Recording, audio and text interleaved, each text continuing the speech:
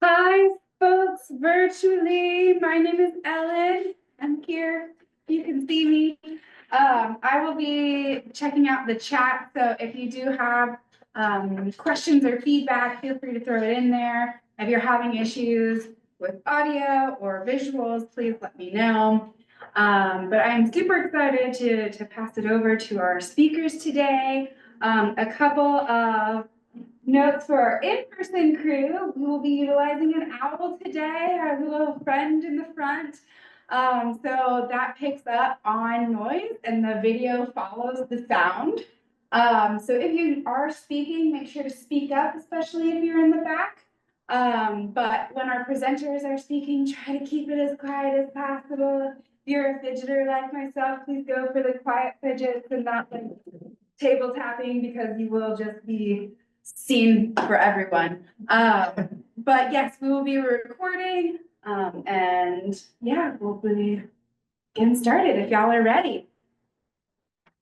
Thanks, Ellen, and good morning, everyone, on this kind of wintry spring morning here in Kodiak. My name is Elizabeth Dabowski, and I'll be guiding us through today's session about the local catch network and resources that are available to support seafood development in Alaska's food system. I'm based in Anchorage, and I work with a variety of organizations to help promote and protect Alaska's small boat fisheries. And I'm also on the executive committee for the local catch network, which you're going to hear a lot more about shortly. So next slide. Maybe.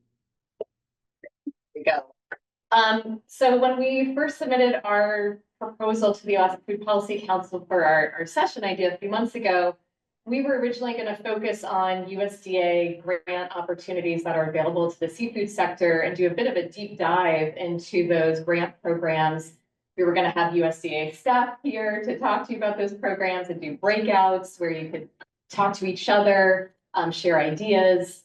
A lot has changed since then, so we've been trying to pivot as best and as quickly as we can, given what's happening at the federal level and the uncertainty that we still have around future federal funding opportunities and USDA programs. So this isn't quite what we originally had in mind, but we do still want to spend a good bit of time talking about USDA and its grant funding. Because it plays such an important role in the seafood system. And we're hopeful that there will be future grant opportunities available, hopefully sooner than later. And just want to highlight some of the success stories that we've seen in Alaska's seafood system, and give you guys a chance to hear their lessons and advice and also ask questions. So we haven't given up hope on USDA, and it plays a really critical role when we're talking about local seafood systems. So we are going to kick off, though, with overview of Local Catch Network for folks who are not aware of what Local Catch does and who we are. So we'll do some background info on that. And then we'll get into a little bit more on the relationship between seafood and USDA and the role USDA has played, especially in recent years with regards to funding for seafood-related projects. And then we're going to do, we'll have an in-person and virtual panel of some USDA grantees in the Alaska seafood system specifically, and you'll get to hear their stories and their experiences with the USDA funding. And after some discussion with our panelists, we'll then open it up to all of you. We'd love to hear your stories and experiences applying for USDA funding, questions you have, and also how our current federal funding freeze is impacting you and your business and communities. I think there's a lot of missing info out there, just important time to share with each other and navigate these unique times together as well. As far as our goals today, really just want to create space to share with each other, learn about what each other is doing, ways we can collaborate, and also coordinate within the seafood system. So with that, I'm going to hand it over to Amanda. There she is, who is one of my fellow executive committee members in the Local Catch Network, and she's going to do an introduction for us. So, Amanda, I hand it over to you. We'll go to the next slide, please. Hello, everyone. Can you hear me, Elizabeth? Yes, we've got you. Okay. I am calling in from Montana, but I but virtually my background has you over the way from Kodiak in Bristol Bay. So that's kind of where I hail from in this context. Thank you for the opportunity, Elizabeth and Josh, to share a little bit of an overview of the local catch network and specifically my opportunities and participation in it. We are we on the fish stock sustainability index slide? I'm sorry, I can't see yours. Yes. But so this slide and the next one describe the problem that inspired the local catch network. The Fish Stock Sustainability Index is what NOAA Fisheries reports to Congress to describe the status of fisheries in the United States. You can think of it as a Dow Jones of fisheries. When it goes down, things are bad. When it goes up, things are good. And the index is composed of 4 metrics. But for the purpose of this presentation, the thing that matters is that the scores increase through time and the overall picture is very positive. So if we take the FSSI at face value, we can pat ourselves on the back and say, good job, more or less go home. Slide. However, for many coastal communities and small boat fishermen, we know the story on the ground is very much different. This photo is from North Carolina. It highlights some of the challenges that have become ubiquitous in fisheries that are familiar to us all, no matter where we are: the aging working waterfront, the departure of small-scale harvesters, the McMansion in the background. This on-the-ground reality pushed many seafood businesses to have to reimagine their fishing operations and shift from high-volume, low-value models to lower-volume, higher-value models. Slide. So it was within this context that the local catch network emerged.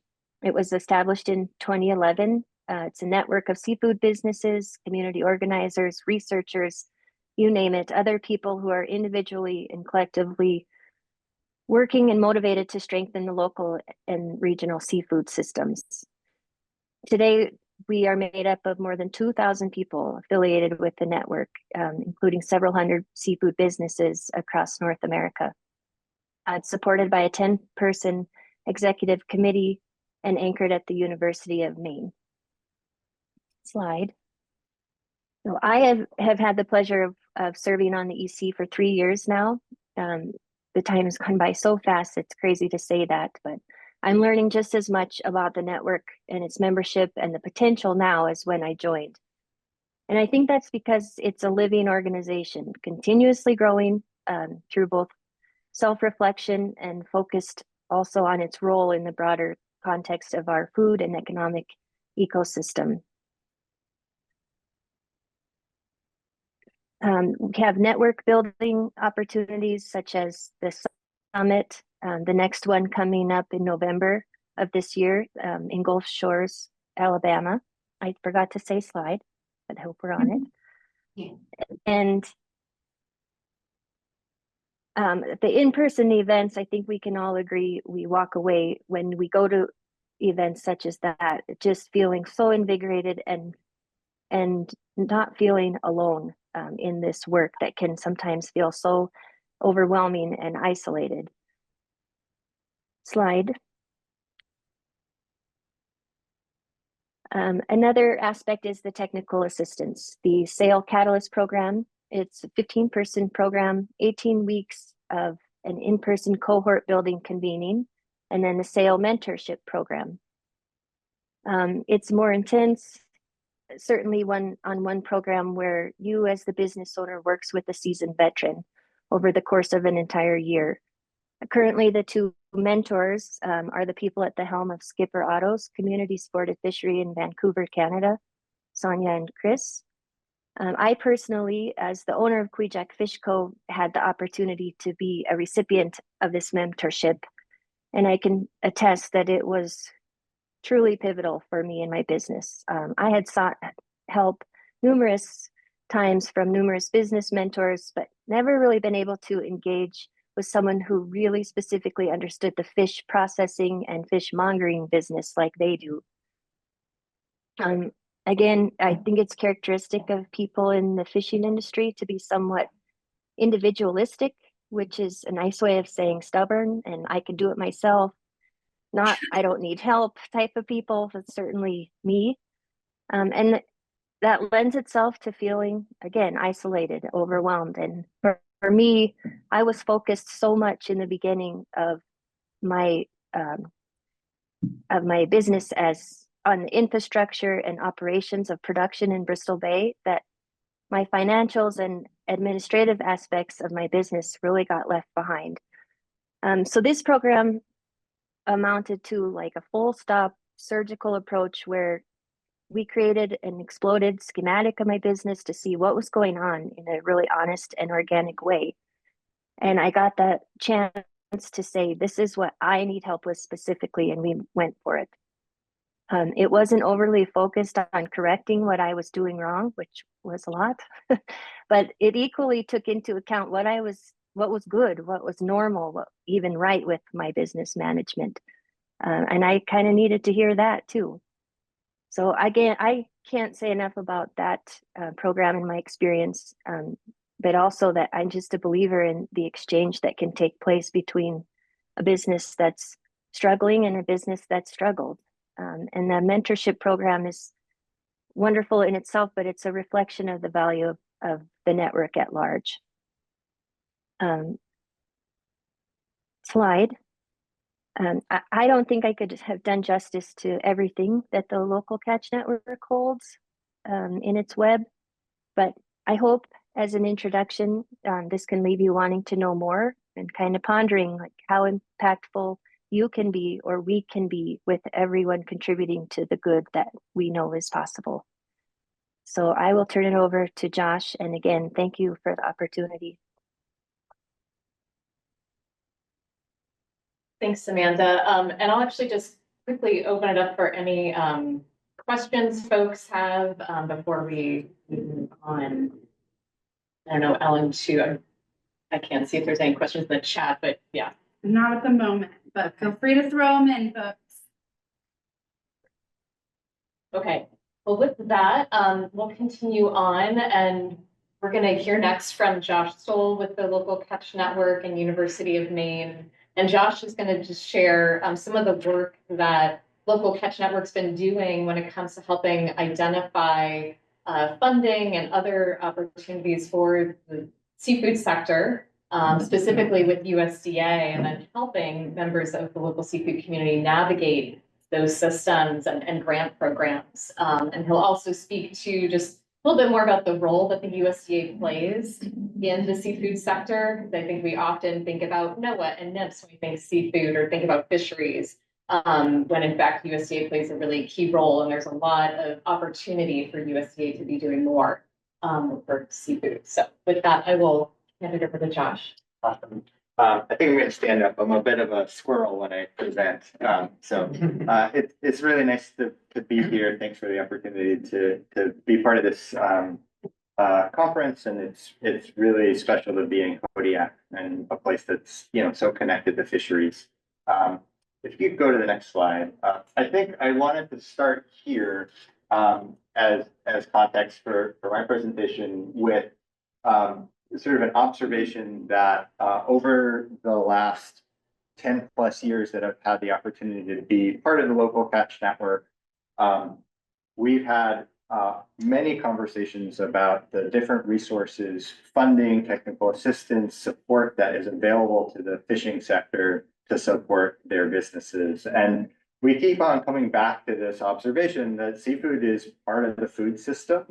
And when we think about the food system in the US context, very much the US Department of Agriculture is the food system agency for the federal government. And you can see this in the main charge of the agency, which is to serve all Americans by providing effective, innovative, science-based public policy leadership in agriculture, food and nutrition, natural resource protection and management, rural development, and related issues with a commitment to delivering equitable and climate-smart opportunities that inspire and help Americans thrive. So again, U.S. Department of Agriculture has very much become the food system agency for our nation. Next slide, please. When it comes to fisheries, as Elizabeth referenced, the National Marine Fisheries Service, or NIMS, has very much held that bucket.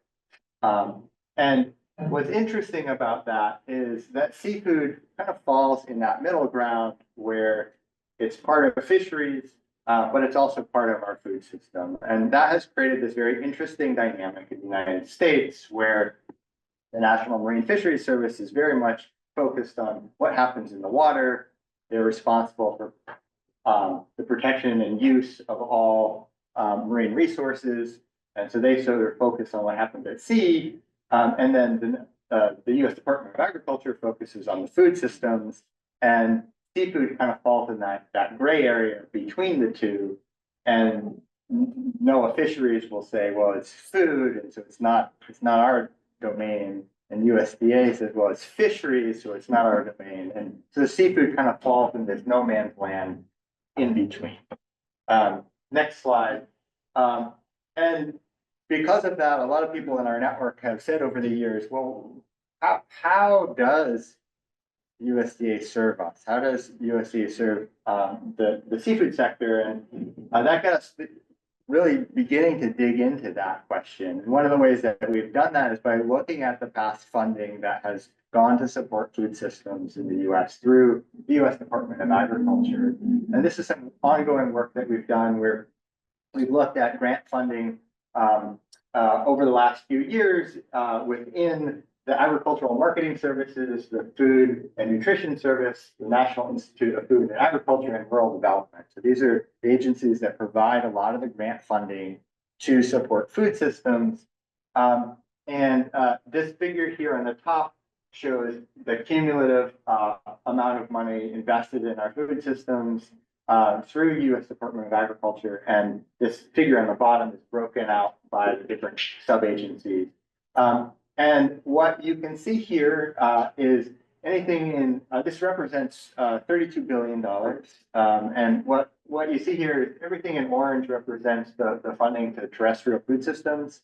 And the blue in the slide is funding for seafood. So if you're having trouble seeing that blue, that's not your eyes. That's the reality that most of our investment in food systems grant funding has gone to the terrestrial food system rather than to seafood. And so this is sort of that description of seafood kind of falling in that no man's land where USDA says, well, it's NOAA Fisheries' responsibility, and NOAA Fisheries says, well, we don't do food, and so it's USDA's responsibility. And when you look at this and you add this up, it's about 0.5% of total funding that has been invested in seafood. Now, there are other investments USDA is making through technical assistance, through contracts, through other things that we haven't looked at. But I think this hammers home the point that there's a bit of a gap. And just one next slide, please. And I would also point out, when you look at that 0.5% and try to figure out where that money has gone, we've broken it out into support for aquaculture, support for wild capture, or non-descriptive. And 80% of that funding from USDA has gone to aquaculture. And a big reason for that is this history, this thinking that aquaculture is part of the ag sector, and aquaculture falls within USDA's domain. And so it's not too surprising, but again, you see that there's pretty limited amount of funding that has gone to support, especially the wild capture sector. Next slide, please. So why is that? In addition to doing this work, trying to understand the funding landscape, the grant landscape, we've also over the last little while been conducting interviews with seafood harvesters that have experience applying for USDA funding to understand the challenges and barriers that they face. And we've come up with this very long laundry list of issues, some of which are included here. If you read through this list, some of the challenges people face, I would argue, are just kind of general challenges that anyone would face in trying to access federal funding. Things like it's time consuming and costly to navigate the different funding. There are caps on overhead. So for organizations that depend on overhead to support keeping the lights on, that creates a challenge, especially for small businesses. There's challenges with understanding and sourcing match. A lot of funding, grant funding requires some kind of match. And so businesses don't either have that match or don't understand how it works. And so there's, those challenges, I would argue, are not specific to the seafood sector. Those are probably specific to all harvesters. But a lot of the challenges are also specific to the seafood sector. Some of those include things like specifically some funding opportunities aren't some wild lobster fisheries aren't eligible for USDA funding. So they like specifically say that. In other cases, it's more vague, but the structure of fisheries and USDA's definitions create a rub with seafood. And a really good example of that is in the Alaska case is this sort of definition of what local is. And USDA has defined that as 400 miles. Well, that may make sense in a terrestrial ag context, but the way that seafood harvesting works, and especially in a place like this, that actually doesn't quite jive with how the seafood industry is structured. A lot of seafood harvesting happens in rural places. It has to move to more urban centers. And so there's all kinds of things like that. There's also, I won't go through all of these. You'll have a record of them. But there's also things like there's a disconnect often between the evaluation metrics that have been created kind of with a terrestrial food system focus and the structure and the way that seafood companies operate. So you see those challenges and others as well. Yes, thank you. Good anticipation. So despite that kind of gloomy outlook, I think there are also really good opportunities to integrate seafood and fisheries more into the food system and work towards a more integrated approach to supporting the seafood sector. And through these interviews and these conversations we've been having, we've identified a whole range of different ways to do that integration. Some of those are more recommendations towards, say, the U.S. Department of Agriculture, and some of those can be taken on by the seafood industry and by people in this room, really. And I want to focus specifically on one of the things that we've heard multiple times now is this need for investment in technical assistance and boundary organizations that help the seafood industry navigate the USDA system to access these resources. And so last slide for me, bringing it back to the work that we've been doing through the local catch network over the last few years is around technical assistance supporting the seafood sector. Understand USDA. There are a lot of people kind of looking at it saying, whoa, there's a lot of money there. There's a lot of resources. There's a lot of great staff that they're part of USDA, but like, how do we get at that funding? And our approach has been to try to do it in a way that is collaborative, that learns from members of our network, that continues to build our community through that process. And we've really kind of focused on these four kind of areas of approaches in an integrated way. So we've done a bunch of like informational webinars with USDA staff, inviting them to talk to our network, remind folks that yes, indeed, these funding opportunities are available to you, or in some cases they are not available to you. And so, creating that connection, that kind of opening the door, opening the door for opportunities for the seafood industry to hear from USDA directly about their various funding opportunities.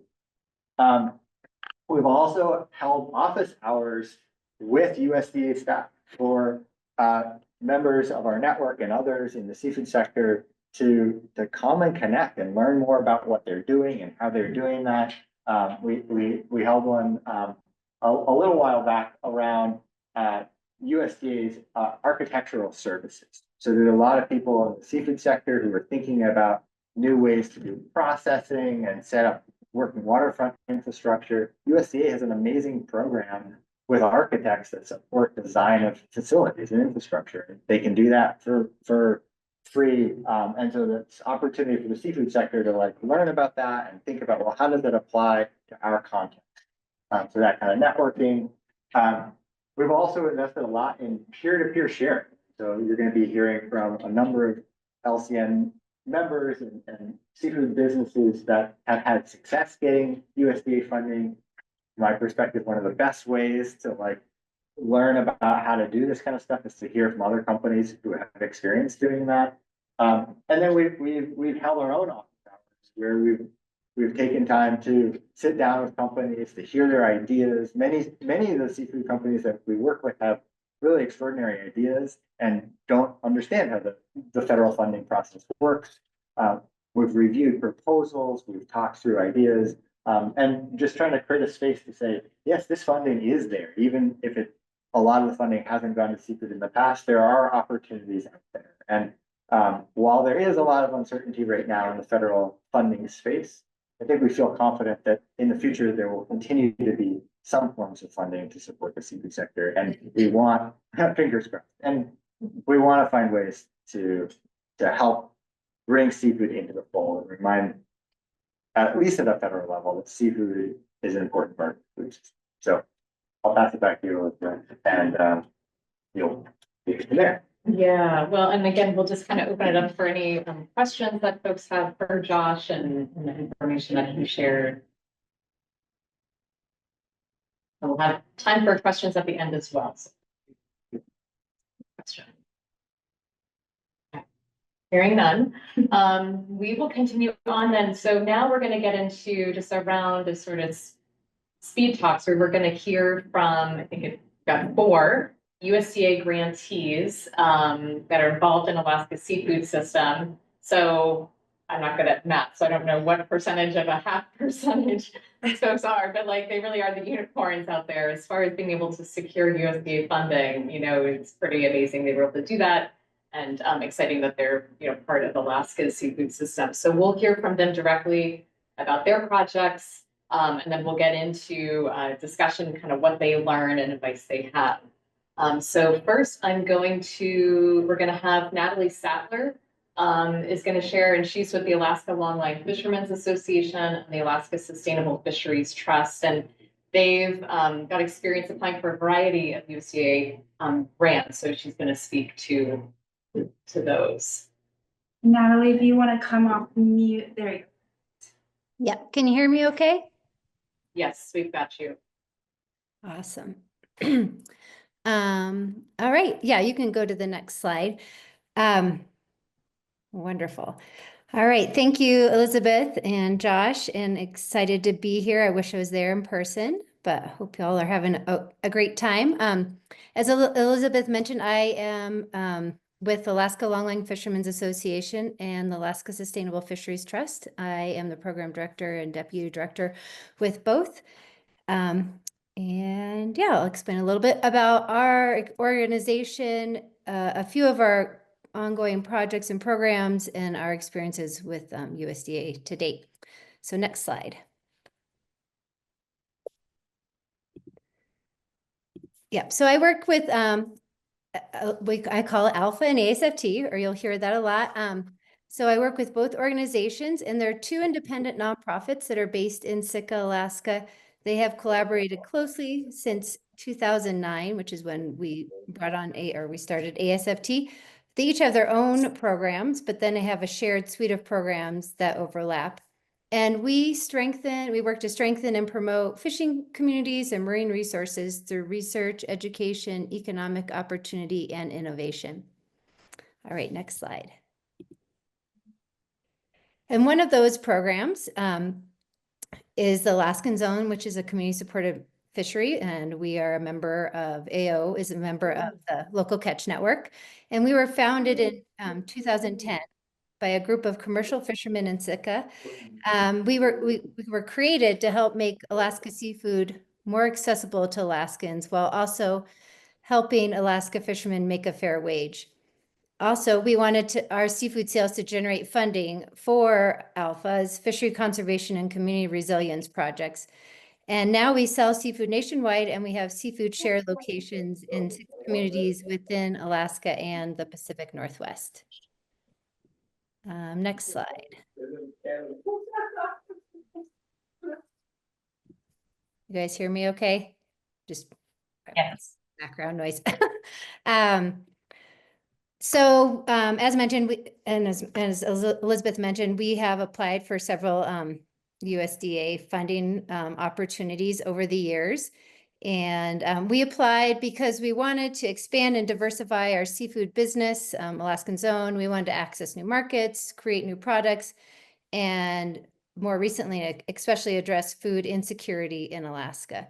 So these are just the 3 programs that we have applied to, not always successfully, over the past few years. Next slide.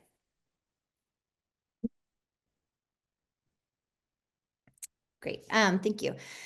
So we were successful in getting the USDA Farmers Market and Local Food Promotion Program grant in 2017. We used it as a capacity building grant, but we used it for other reasons too. And this project really focused on applying innovative technology to quantify the freshness of flash frozen seafood. We also used it to share and replicate fresh versus frozen taste tests with a CQR device. And we created and widely distributed a multimedia sustainable seafood outreach toolkit, which included an information hub that initially lived on our Seabank website, but now Salt and Soil Marketplace out of Juneau has something, and of course, Local Catch Network also has an online information hub. So that was our first successful, I guess, USDA grant that we got. Next slide. And just to explain, this is a program of ours that sort of developed as a result of the COVID pandemic. So in March of 2020, we launched the Seafood Distribution Network. And with seafood donations from local fishermen and a web-based donation site, we delivered seafood to the doorsteps of local individuals and families identified as food insecure throughout Alaska and the Pacific Northwest. And through the same infrastructure, we also provided weekly seafood donations to Sitka food pantries and wellness organizations. And once we launched this program, we began receiving requests for seafood from other communities throughout Alaska. And so we realized we needed to seek out additional funding to support our seafood donation program. Next slide. So that we applied for the regional food, there you go. We applied for the Regional Food System Partnership Planning Grant through USDA under AMS, and we were awarded that in November of 2021. The hope was and the goal was to increase food security in Alaska through a seafood donation program that was both sustainable and scalable over the long term. We worked with a large network of advisors throughout Alaska and created a steering committee to sort of drive that plan forward. And during this time, we also did several pilot programs where we did seafood distributions using a lot of Bristol Bay sockeye salmon, but other fish too. And we distributed to communities on the Yukon, in the Chinook region, and also Southeast Alaska. And as mentioned here, we were trying to design a system that was both durable and flexible. And to date, we have donated 655,000 around seafood meals to over 20 communities. All right, next slide. So not all of our applications have been successful. We have applied to the Value Added Producers Grant under USDA several times and have not been awarded so far. And for the first 2 applications, we had category issues. So we were told to apply under different categories, and then we were told that wasn't a good fit and therefore didn't get the grant. And our 3rd application made it a little bit further, but we still lost a number of points. And it could be that just our model and that the fact that we're a nonprofit and all that is just trying to stick a round peg in a square hole. So we just might not be the best fit, but we have learned a lot of lessons as a result of these failed opportunities, I guess. All right, next slide. And lastly, we have focused some of our efforts on examining programs that the USDA has funded in the past and the best chances of success. So as Elizabeth and Josh mentioned, kind of looking at all the USDA opportunities that existed over a number of years and where seafood has been a part of those. So we have worked with Elizabeth to create this USDA seafood funding guide with Walton Family Foundation funding. And the guide is a first step in helping educate and empower our fellow fishermen and seafood businesses about the many USDA programs and resources available to the seafood industry and how to successfully access and engage in those programs. This guide includes advice and information based on our own experiences as well as from others in the local seafood community. And I believe there's several, I think, hard copies of them available in the room with you if you're in person, and you can also access this online. And that is it for me right now. I'm happy to answer any questions later on, and I'm sure we'll get into more details during the panel discussion. Thanks so much. Thank you, Natalie. And yes, over on the table over there are copies of the USDA Seafood Funding Guide that Natalie mentioned, as well as postcards where you can just scan the QR code on that postcard too, if you don't want to have to cart around the whole guide. And they're available on ASFT's website. So definitely take a copy and share those resources. And again, hopefully those USDA funding programs will be available again soon. So with that, we're going to move on to Sarah Aguilano with Copper River Fish Market. And Sarah, if you're there, we'll hand it over to you. Okay, I'm here. Hi, everyone. Let's see. I'm going to kind of read from a script to keep myself on track, so bear with me. Slide. My name's Sarah, and I wanted to share a little about me and what I've been working on. I was born and raised in a fishing family in Cordova, Alaska, and like many of you, I started working on deck as a kid and have fished every season since then, but my work also goes beyond our fishing boat. I'm the founder of Copper River Fish Market, one of the first direct-to-consumer seafood brands to sell online. I started almost 20 years ago before the farm-to-table movement, and some people were really confused at the idea of buying fish directly from the person who caught it. I had chefs scoff at me and even hang up on me because they doubted that what I was doing was legal. Today, slide. Today, direct marketing is more understood and chefs even seek out fishermen, but there's still plenty of room for more direct sales to take place. And there's good reason to, as industry challenges have only continued to intensify. Commodity fish prices have gotten even worse commodity fish buyers have gotten even worse at posting fair prices. And our fishing schedules are unpredictable and new regulations keep popping up. Slide. Oop, slide. There we go. I believe that back one slide. There we go. I believe that one of the best ways to insulate our fishing business. What's that? Sorry, there was a little bit of a lag, but you are good to go now. Okay, back on track. I believe that one of the best ways to insulate our fishing businesses from these external forces is to take control of how our catch gets to someone's plate. By establishing a direct connection with customers who value what we do, we can earn more from every fish we sell.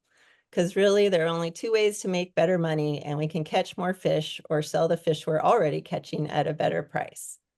I'm a big fan of getting better prices. Next slide. For more than a decade, I've helped fishermen gain access to better paying markets.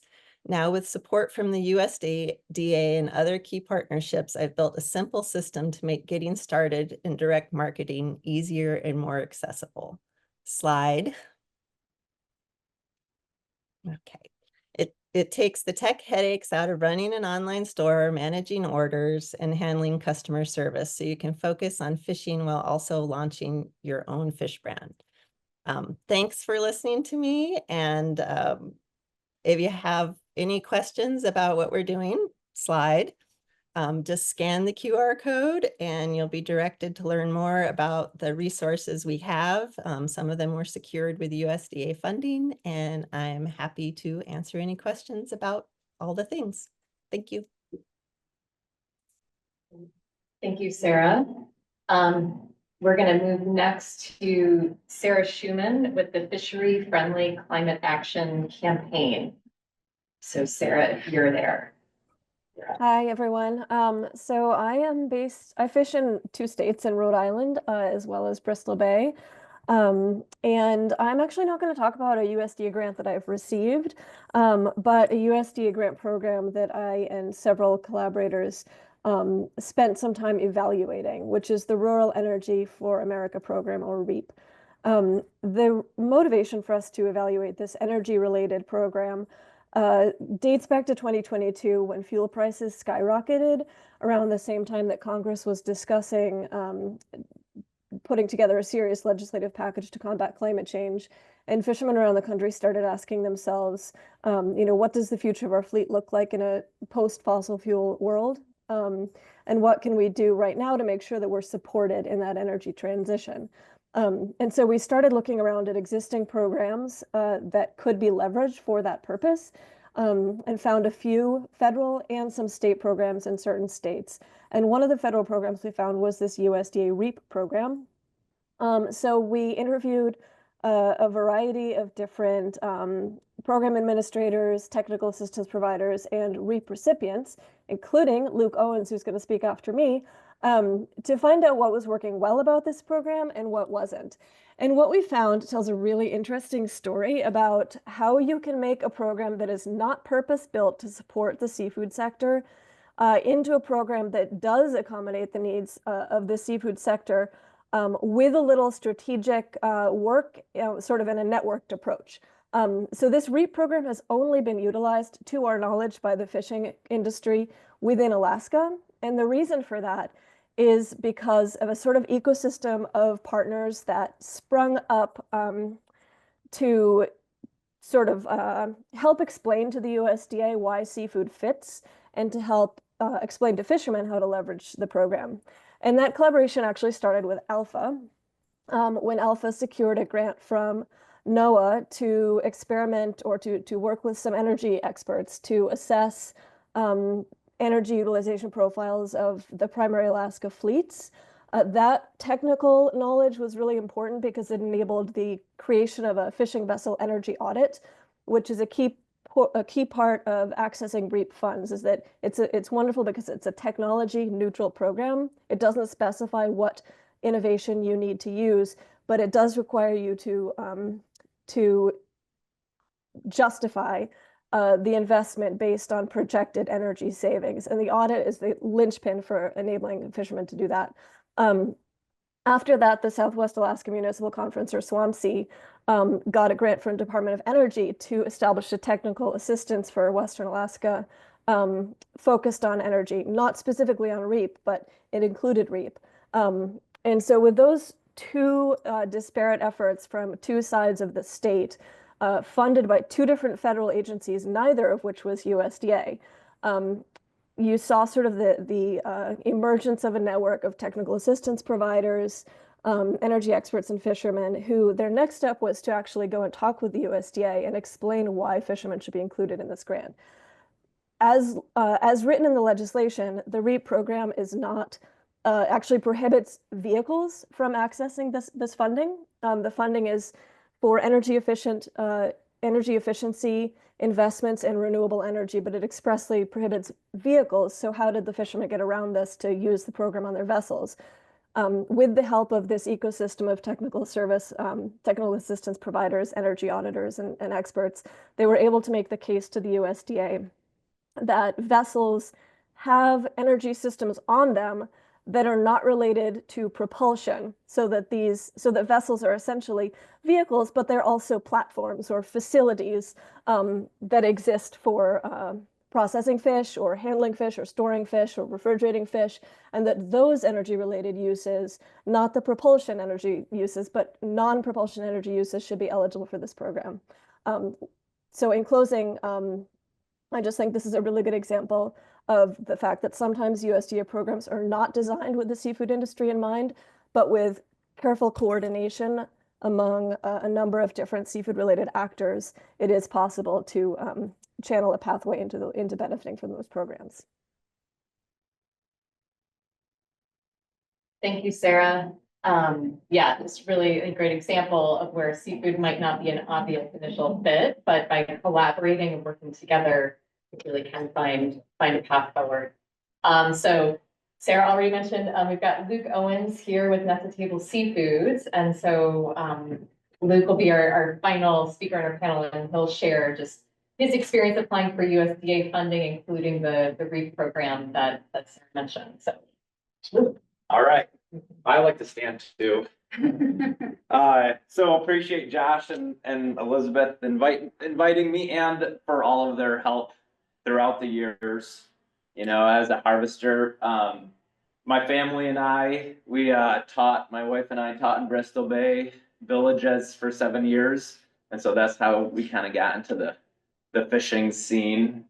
And, so that's some sockeye on the Blackstone, during the fishing season. We eat a lot of fish, of course, and that's my way better half, Eliza. So we been fishing for 10 years in Bristol Bay. And then 4 years ago, we started direct marketing some of our catch. So Chris Sanito helped us convert an old 32-foot Rawson into a small floating processor. So you're welcome to change the other come up. And and there's my 3 daughters. So they came up a couple years ago, and they're gonna come up for 3 weeks this next summer. And so you can go to the next one there if you want. Oh yeah, there's Olivia. She's helping bleed fish. So this is good. So this is on the bucko that Chris Sanito helped me design. There's Eliza with some vacuum packed sockeye fillets. So we a couple of years ago were successful in with the value added producer grant. And so that's to be honest, like if we wouldn't have gotten that, I'd be like bankrupt. I would have made it this far, but now I'm starting to turn the corner. And that's, I think, one of the things like without any venture capital, investor funded corporate kind of thing, it's really hard to do it. And I feel like once you do go that route, a lot of values are lost. And so we can go to the next slide. I'm sure we have. Oh, the REAP grant too. Has been mentioned. A couple of different REAP grants. So for insulating the holds in my set net skiffs. So it saves on the energy cost of ice because the ice doesn't melt as quickly, and then also drain systems. So that after you deliver, you get rid of that water more quickly, and you're not pushing around a whole bunch of water all the time as you go back and forth to your repairing site and such. So anyway, happy to answer any questions, and excited to help folks on their journey too, and being able to get more of this amazing food into people's mouths and getting a better, having more independence is a big thing too. It's not just about fishers getting better prices. Like, of course, we want that for sure, but I think a lot of it too comes down to being able to keep these values of sustainability. Yeah. Question from Tara in the chat. How do you ship your processed fish out of Bristol Bay? Yeah, so that's a good question. I'll ask Karen. Yeah. Yep. Out of Dillingham. And that seems to have been the best way. Like if I had enough volume, I could, fill a reefer and ship down with AML, but with hand filleting fish at sea, don't quite make the volume to have it make sense. Yeah. Was the value added producer grant used to convert the boat or? No, there are some, I think that I wouldn't have been able to, there's a lot, there's like 170 pages of regulation, what you can and can't do, but you can't, one of the things is like, you can't use it for building your facility. So that was already built. And I think one of the things that did help with the value is that I already had it in place and that I was already using it, and I could show you know, this is, I fish tickets and stuff to prove that this is already something that I've done. It's like, it's not, you know, and that, a large part of it is like whether they believe it will be successful. And so, yeah, you already have been doing that, yeah. Another question, how do you keep your fish frozen? Yeah, good question. So I've tried some different things and some things have worked better than others, but to do the flat, so you know, there's the freezing process itself and then the storing of it process. So I've used, for the storage part, I've used chest freezers. And then this last year, I also used like a cut-in like reaper and cut it into an old reaper container and built like a false wall with like closed cell foam board. It's like, it's a lot of times, like when you're in rural Alaska, you're not doing it, it's like, you know, it's kind of doing, I think someone else has already mentioned this, but doing the what you can, the best you can, and you have to be kind of creative sometimes. Did you guys write your value out of this program, or did you get help with that? That's a good question. Yeah, we did. And I was telling Elizabeth and Josh, if I were to do it over again, I probably would have, I probably would have hired a consultant. There's like third parties that will do it for you, and sometimes they'll do it like, if you're successful is only like, unless you're not, they don't get paid if you're not successful. So there's not really a downside necessarily. And the amount of like work and stuff to understand it all Yeah. that goes into that, I think would be worth, depending on what they're asking, I guess, but most of the ones I know about, it would be worth that. Yeah. Yeah, and Haley, I'm just gonna jump in and kind of open it up to our other speakers, because that's gonna be one of my questions for everyone. Okay. No, you're right on track here, so this is great. You know, what are some of the resources that you use? You know, did you bring on consultants, but like, you know, what were those tools you utilized to help you navigate and apply for those USDA grants? If you, any of you wanna to jump in and share sort of the story behind your experience. So I don't know, yeah, Sarah. I'll jump in. So I, through Local Catch Network, I knew of someone else who had writ a value-added producer grant. And so I looked into that, and then that led me into looking to like FMPPs and all these other grant opportunities. Trying to find one that was a good fit, because I kept like not being the right fit and having to bend what I wanted to do to make it work to the grant. And I was like, the purpose is to do the business thing, not fit to the grant. So I was finally able to find one, and I did work with a grant writer, but it wasn't the best pick because it was a lot of me having to describe and translate what fishing was for them to put it into the, you know, USDA grant. So I struggled with whether it was slowing the process or helping the process when work they would do would go off in a different direction that didn't quite make sense for fishing. So I guess I'm not sure it was good to work with someone or not. I think so. I just think maybe I didn't, there were some obstacles to having someone do it for you when they didn't quite understand the plan. Yeah, and that's, you know, one of the things we've heard a lot from folks who in the seafood sector that have pursued USDA funding is like, it is different language and different terminology. So if you are working with the grant writer, making sure they understand seafood language, but can help bridge that gap to USDA terrestrial food language as well. And it can be done, as we've seen, but just, yeah, it's being mindful of those differences. And, you know, I'll call it, we've got Anna Nelson here in the room, who has a lot of experience with grant writing and provides this kind of service. So there are folks like that, you know, out there, and they provide real value.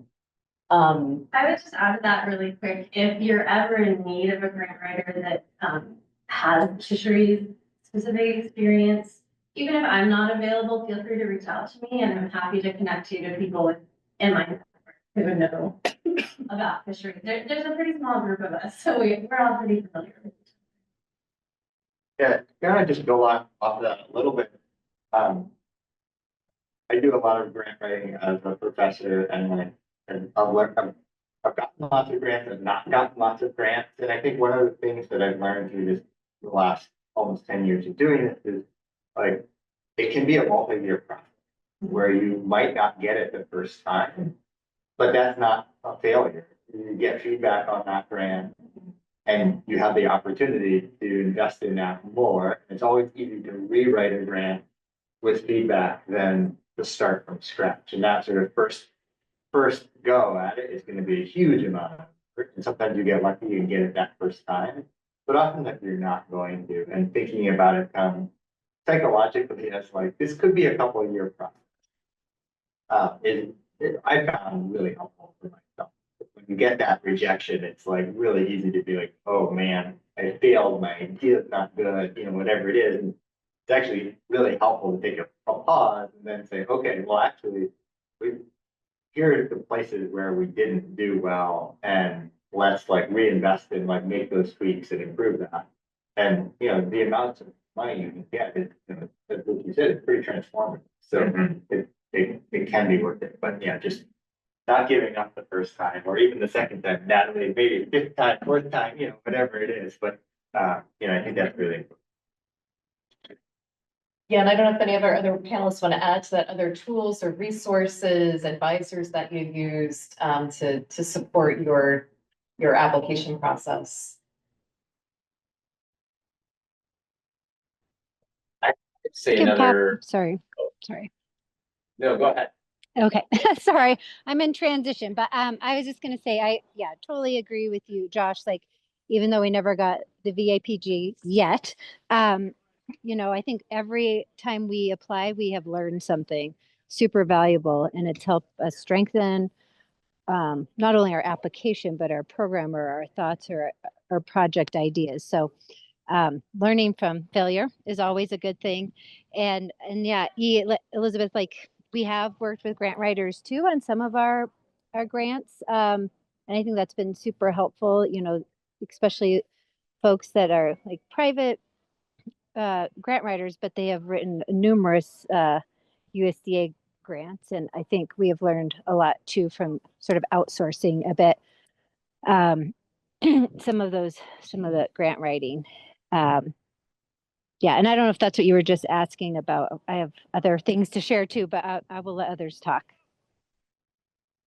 I was just gonna say that at least on some of the grants, I didn't start I didn't apply for the value added producer, but before that, I was fortunate to have technical assistance from USDA programs.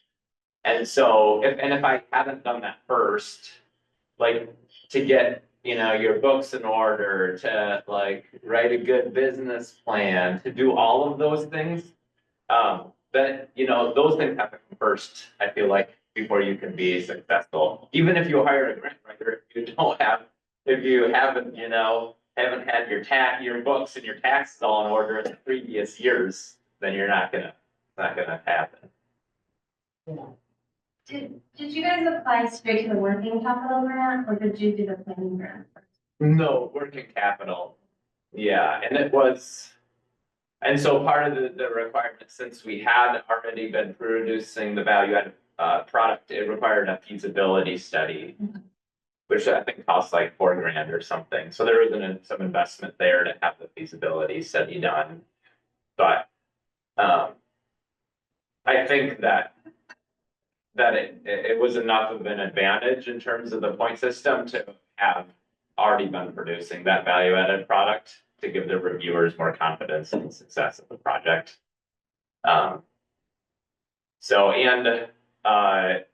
But I really do think that having a grant writer who's done lots of these is very helpful, because of the technical aspects of the regulations, both for just qualifying purposes. But as well as like understanding the point system to have advantages and make sure that everything, because I had my value add producer grant reviewed by the Alaskan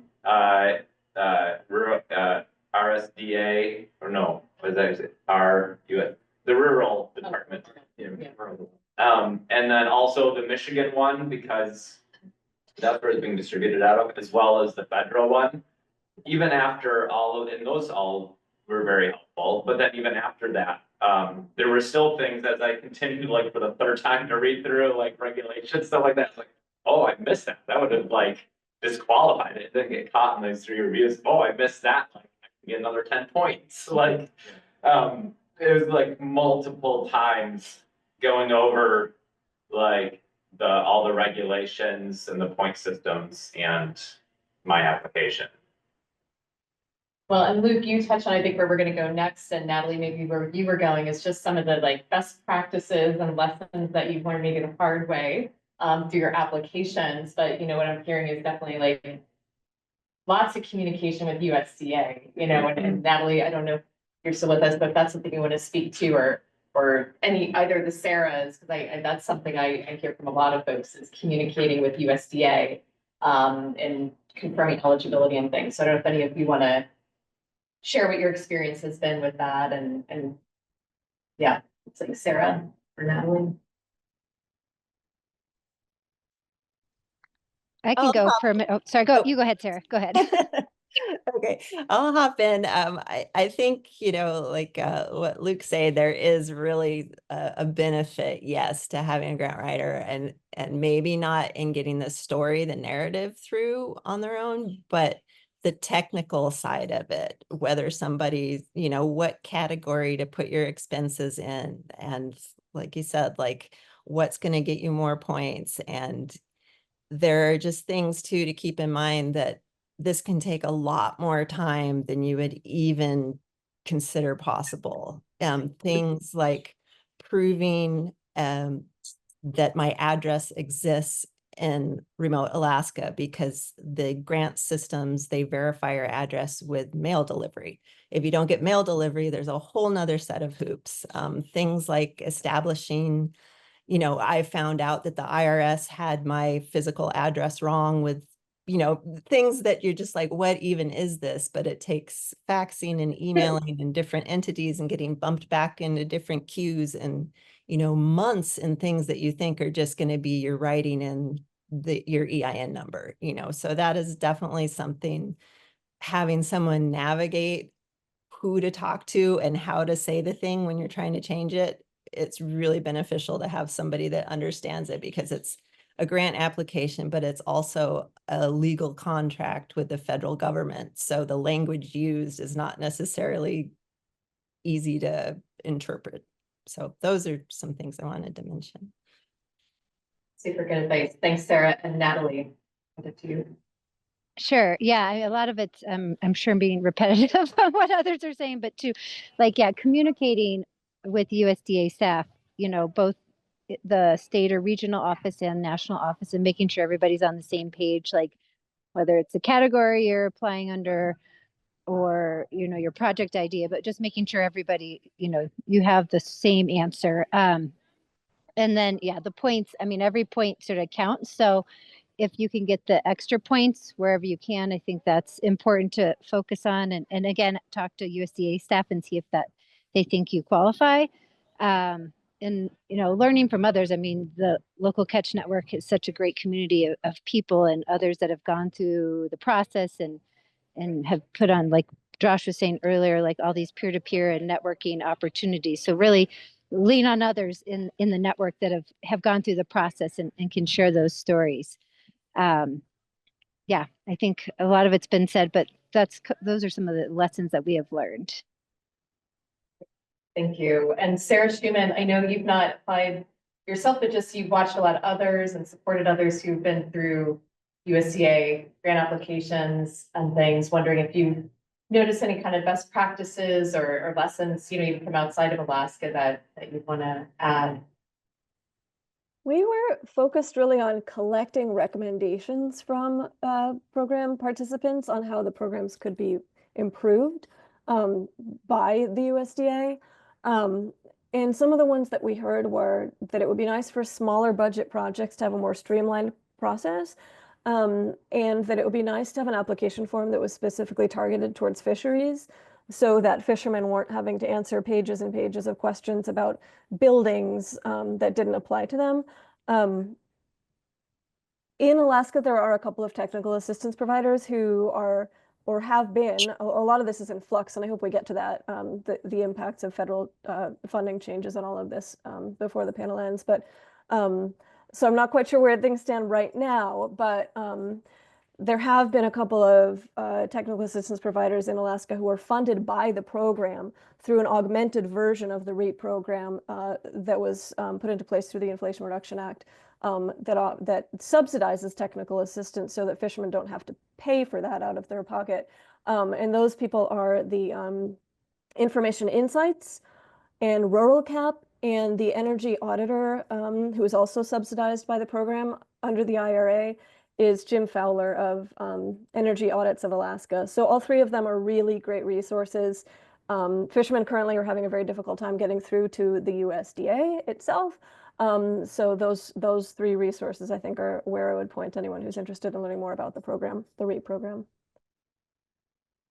Thanks, Can I Sarah. just give a quick update on that if you want. As of last June, that program to supplement the REAP applications in Alaska had run out of funding. So there were no more assistance. There was no more funding assistance available to help with energy audits. As of last June, it's hard to say what's happening today, but hopefully it comes back. Thanks. Well, Sarah, you just took us to our final question before I open it up, and that is sort of bringing us to what's happening right now. We've heard about sort of historically funding that's been available through USDA, but I'm just curious for those of you on the panel to share how the funding freezes, policy changes are impacting you, your businesses, your grants, your communities, and kind of how you guys are adapting and responding to that. So Luke, maybe because I'm looking at you, start with you, and then we can go through. Every disbursement request is actually like a decent amount of work. And I've been like really busy with, advertising and marketing and everything that goes into, because I feel like for us as direct marketers, you have, you're considering, you have to make sure you got, obviously, that you're getting the supply in the form that you need it to, and then the infrastructure of, not only just getting it out, but distribution, and then also advertising. You have to have all three of those going strongly. Like if you have great advertising marketing, but you don't, your fishing season, you don't get the fish, it's not gonna work. If you don't have your infrastructure in between, it's not gonna work. And so anyway, I've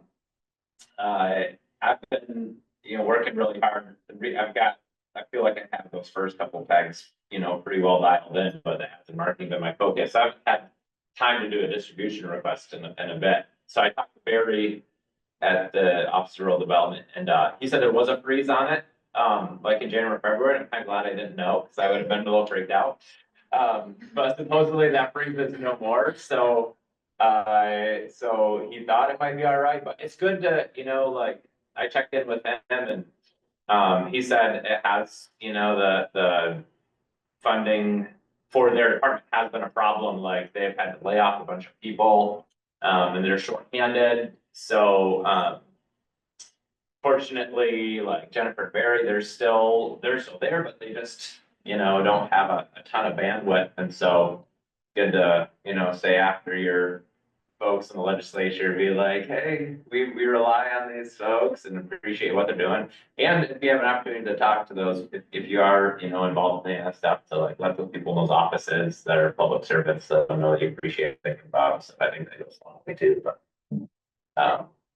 I do think it's a problem too, in that in some of these programs, I wonder how it affects people's like utilization of grants and spending behavior, if they think that money is going away.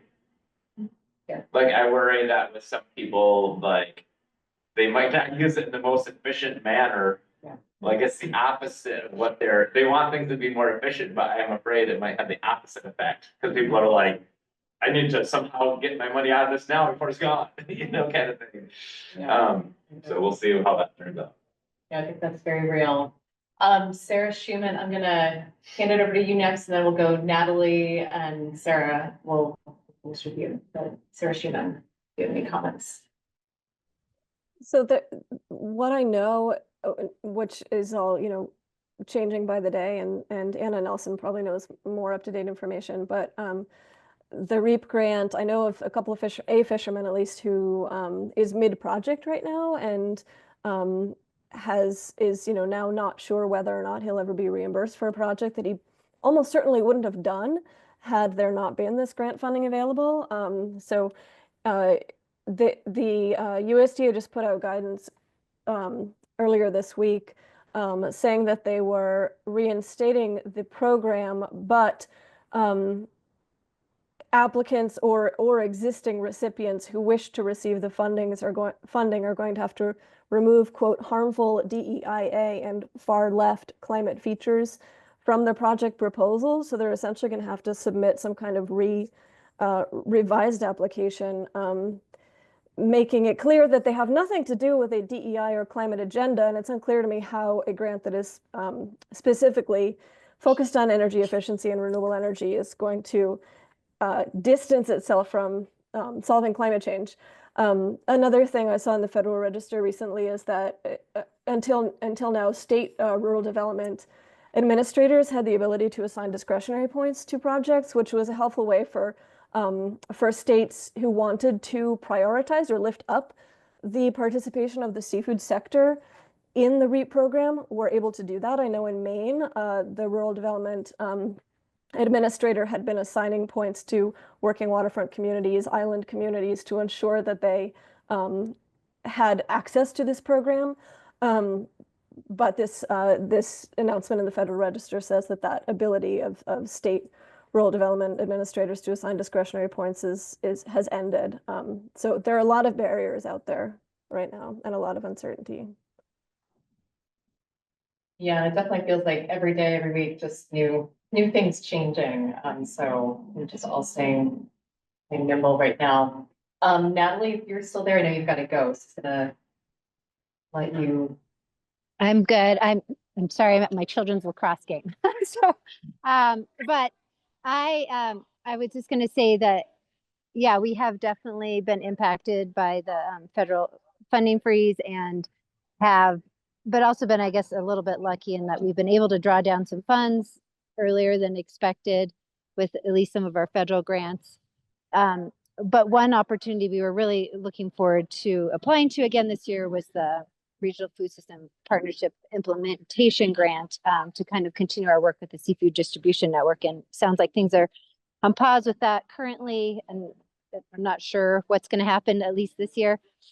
So that has really had us sort of scrambling, I guess, and looking for other private foundations. And I'm sure, as many of you are aware, like we've had a lot of actually private foundations reaching out to us and saying, how can we help you? How can we support you? What are some of the initiatives that you're really trying to get funded? And here are some keywords to use. So that is, I guess, a bright light in all of it. But there's still a lot of uncertainty and some of our funds that we're still not sure we're going to see right away. They're sort of on pause. So that's affecting some of our energy programs and some of our USDA 1 programs in Southeast. So some bright lights, but yeah, still a lot of questions and uncertainty, but grateful that people are sort of looking out for us small timers too. Thank you. Yeah, definitely. Well, and as we heard in the U.S. Senator's remarks yesterday, and specifically Murkowski, they really are standing by to advocate for seafood sector, small businesses, and others. So definitely encourage folks to reach out to your members of Congress and share what's happening to you, so that they can help advocate for your business and community. And Sarah, if you've got anything you want to add as far as how the funding freeze might be affecting your business and your grant. Okay, yeah. Without using profanity, it has definitely had an impact. I'm working to build something out that helps, other fishers too. So it's it's a lot of capital of my own going into something that is a reimbursement grant.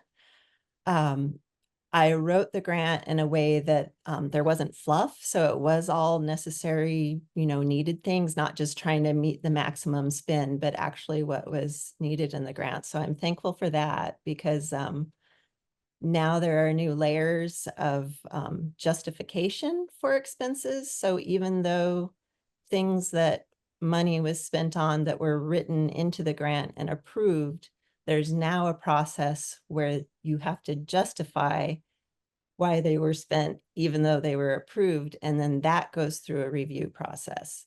So that has slowed down the reimbursement, which normally took about a week to get funds back. And being someone who, I guess the risks of like fishing and selling fish and sticking your neck out, that happens all the time. But in spinning this out, I haven't accumulated like a huge spend and then asked for money, huge spend and ask for money.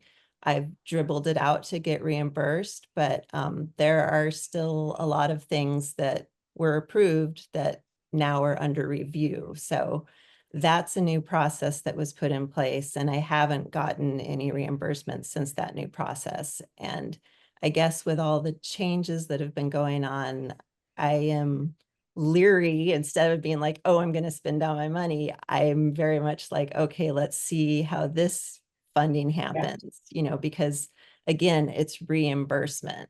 So you put the money out there and then you wait. And even though you have a contract with the federal government right now, it's all in flux. So I'm thankful for what I have put together before where we're at right now. And it's been a different learning process, like having a team helping me do this program and grow the systems we're putting in place. But with the freeze, it's a little bit back to like, oh shit, I'm doing it all myself again. But like, we're used to that in fishing, right? But yeah, so it's an interesting moment. I'm hoping that things will kind of get a little bit back to normal. And as like this really was a project to like stimulate the economy, of fishers and resilient coastal waterfronts and that, like, I don't feel like we put ourselves in too progressive of a position, but everything's under review. So it is a woman started this program. I don't know if that like lowers me down on being able to keep funding or not. I'm really not sure. So yeah, a little long-winded there, but I think that that's definitely one of the things to think about in the different grant programs, the ones that you do have to put your money out there first. Consider whether or not you have the capacity in your life to maybe not get reimbursed. Sarah, that was the LAMP grant that they've changed the the goalposts for you? Yes, yes.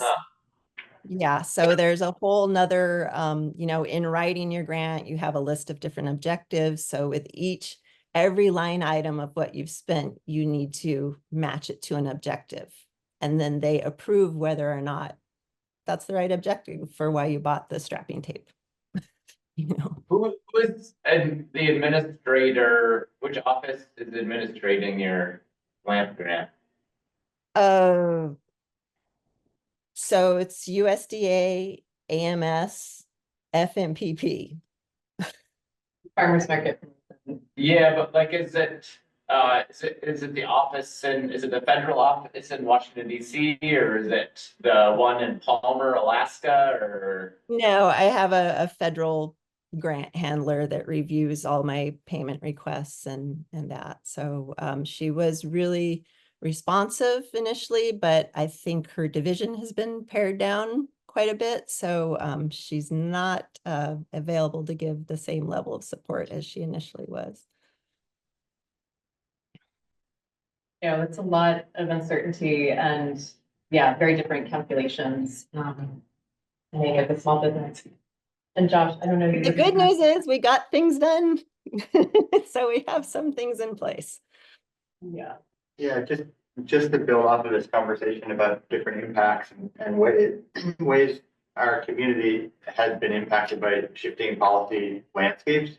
We had a virtual forum a couple weeks ago to hear from members of our network and started assembling a database of impacts, and we'll add to that and continue to add to that. You know, I think as many people have said, every day things change, it's one thing and then it's something else and then back, and it's a little bit head spinning, but we are trying to track these different types of impacts because yeah, they're pretty sweeping, and the seafood sector is being affected in many different ways. So, you know, to the extent that yeah, there are impacts, it's helpful for us to try to understand a kind of a more holistic picture of those.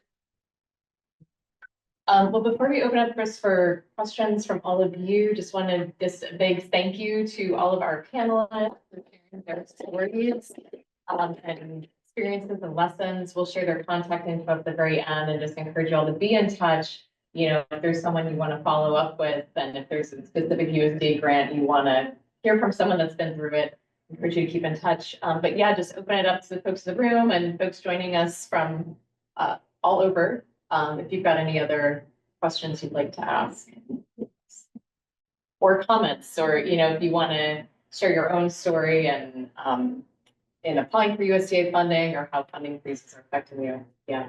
Is there a working group for seafood marketing? Is a question in the chat. Yeah, and I don't know, you know, there's at the Alaska level, you've got the Alaska Seafood Marketing Institute. You know, as far as within the Alaska Food Policy Council, I don't believe there currently is like a fisheries seafood marketing committee. It's something I've actually been interested in and then floated by Robbie and just honestly haven't had capacity for.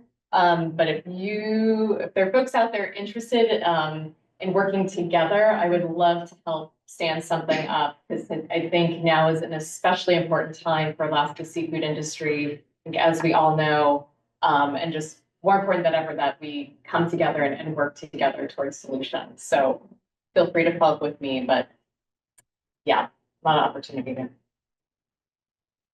And then Sarah Schumann added a link in the chat, but it's for fishery-friendly climateaction.org, where you can read about evaluation of reef and other energy-related programs. I can just add a quick comment about what's happening with reef in Alaska. That's a value too. Right now, the reef grants, as Sarah said, are pretty much on hold. I think it was on Thursday, we did get an email from USDA saying you need to go into this website and say what your DIA elements are of your grant and how you're going to remove those, and say if you can use non-alternative energy sources to implement your project. I did reach out directly to Dan Smith, who's the Alaska Energy Coordinator or something. I always forget what his title is from USDA, but he said that he was going to be sending out an email to current reef recipients with some additional guidance directly from the Alaska office. So he said that was going to go out Friday. I personally haven't seen it, but it may have gone directly to recipients, and I just haven't been forwarded it from them yet. I would recommend, if you have a reef grant in Alaska and you have questions about it, reach out to Dan. He's a wonderful guy, super supportive of everything that fishing folks are trying to do here in Alaska. He should be able to give you guidance. Hopefully, if your project doesn't depend on DIA or like installing solar panels on your fishing vessel, the funding will move forward. I also know that Murkowski said in the meeting at the start of this that she was really willing to help support constituents who are struggling to get grant funding. But some of my clients have also talked to Sullivan and his staffer Anderson Tran, who's the fisheries and natural resources guy.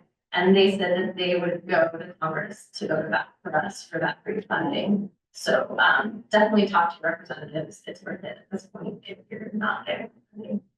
On the value added producer side, the good news is like that's going forward. We got payments out of like a couple weeks ago. So that seems to be working great. Okay, that's it. Thank you. Yeah, no, thanks, Anna.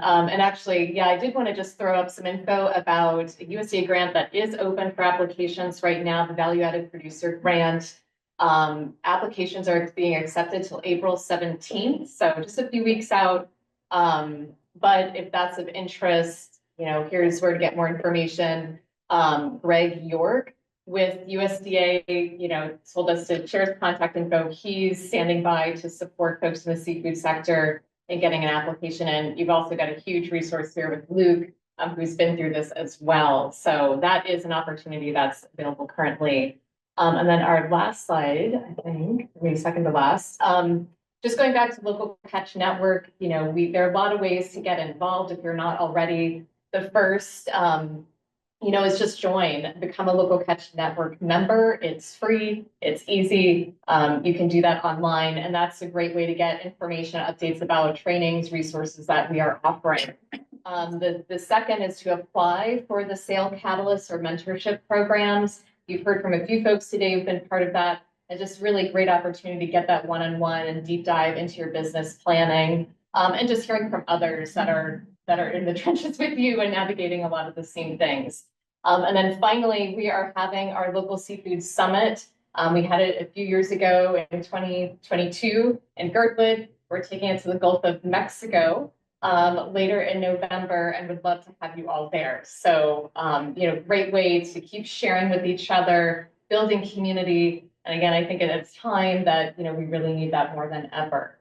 And then our last slide, we've got just everyone's contact info that you've heard from today. So please keep in touch. These folks are incredible resources, and there's so much to be gained in sharing with each other. You know, and especially when we're talking about USDA and these federal agencies that can seem daunting, but, you know, working together, a lot's possible. So I think that is all that we've got, unless you have any closing comments, but just thank you all for being here. And we look forward to just keeping in touch and working together.